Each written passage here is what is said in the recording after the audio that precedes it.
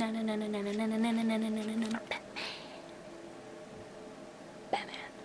This is good. You should read it at some point in your life if you're feeling it. It's called Arkham Asylum, Batman.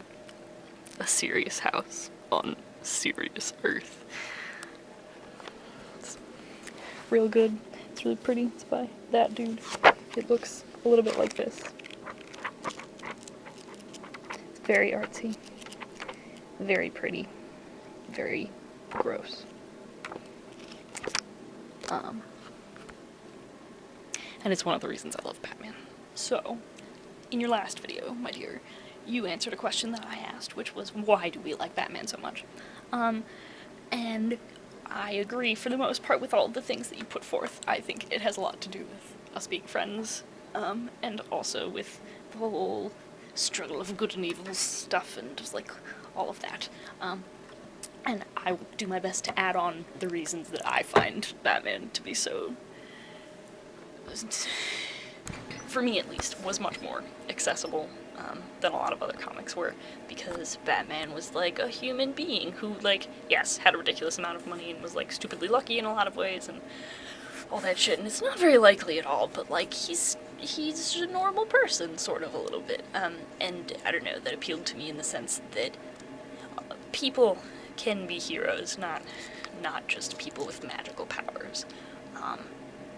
I also really like the fact that Batman is goofy and stupid and silly sometimes. Like, if you watch the animated show, it's very funny and silly, and people running around in tights is dumb and funny and silly, and I like that a lot.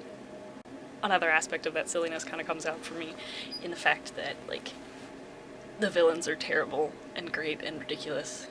We have Calendar Man, for God's sake. And the fact that all of these villains and heroes in the Gotham universe are, like, kind of personified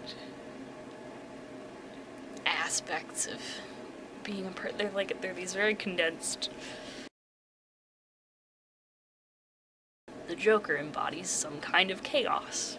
Batman is supposed to embody some kind of order. You just have these, like, walking ideas running around, basically, sometimes, which is kind of entertaining.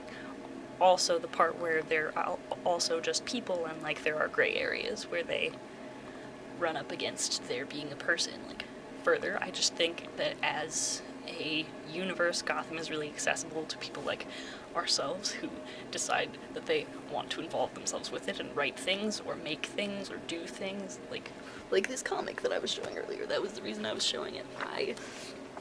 Obviously this is a DC comic, so it is like canon and whatnot or whatever, but also you have all of this gorgeous art in it, and, like, I don't know. Consistency is not something I think of when I think of the Batman universe at all. Like, there's just...